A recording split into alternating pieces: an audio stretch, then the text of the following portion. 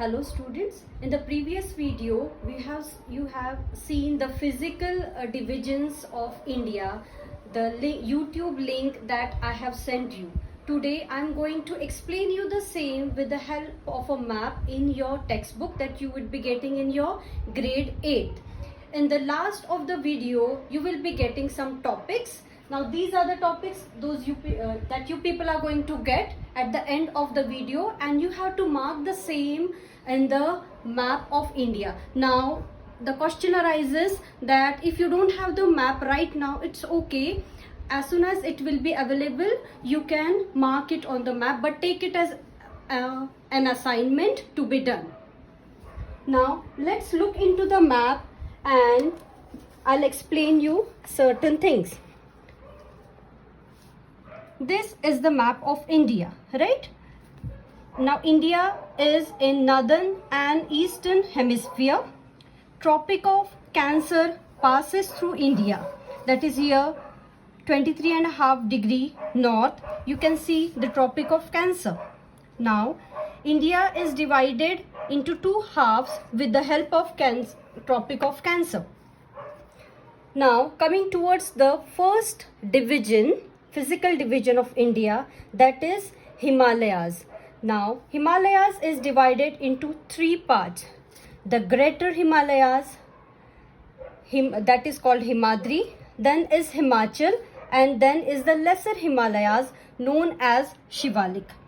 Now this is a snow-capped mountainous range, and most of the highest mountain peaks are situated or located in Himalayas, like Mount Everest here, then Nanga Parbat, and there are other Kanet and Nanda Devi. These are the highest mountain peaks, and these are located in the Greater Himalayas.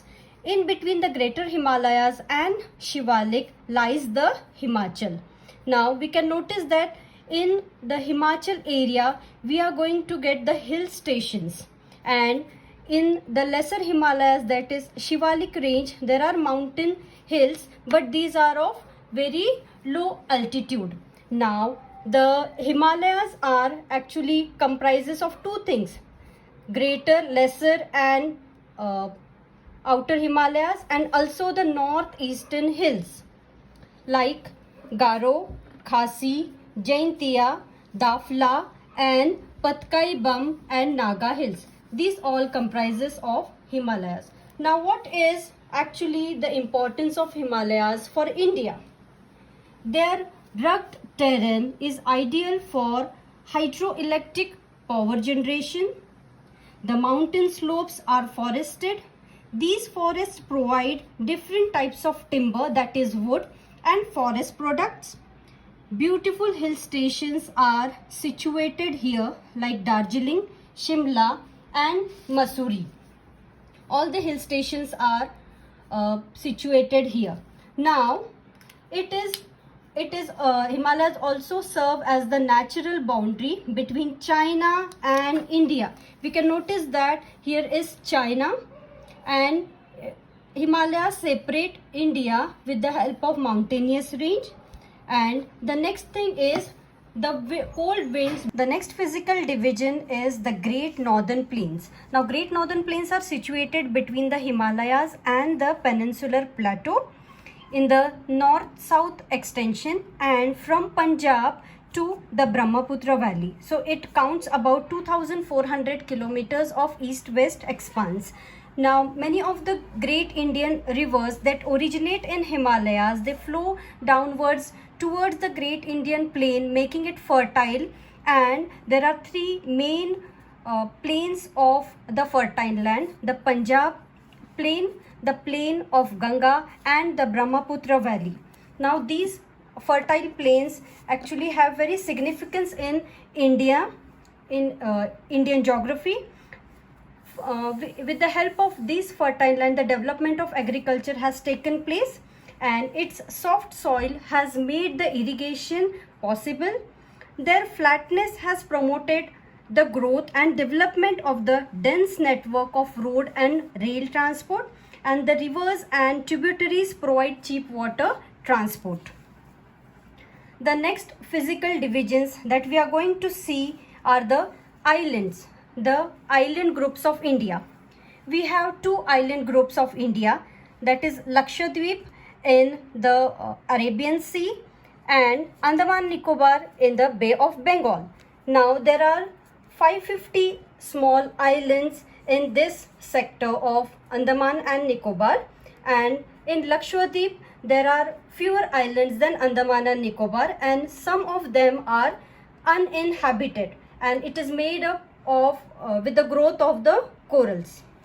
The next physical division is the Peninsular Plateau. Now we notice there is a triangular shape of the plateau region here.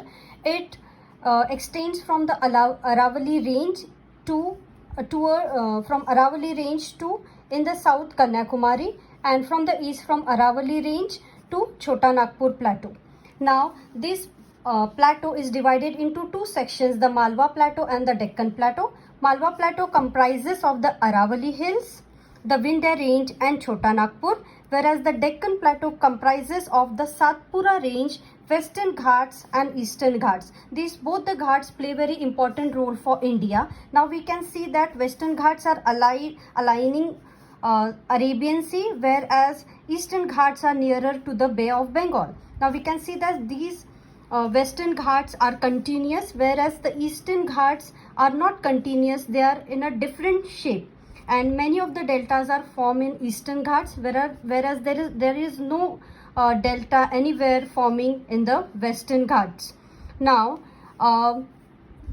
Western Ghats starts from river Tapi to Kanyakumari, whereas Eastern Ghats it starts from Mahanadi to Kanyakumari. Next physical divisions are the rivers of India. Now we can also bifurcate the rivers into two parts, those originating in the northern plains, that is Himalayas. So the great rivers are in this, flowing towards from the northern part it flows into Pakistan. The next one is Ganga, which forms the great Indian plain, and the other one is Brahmaputra.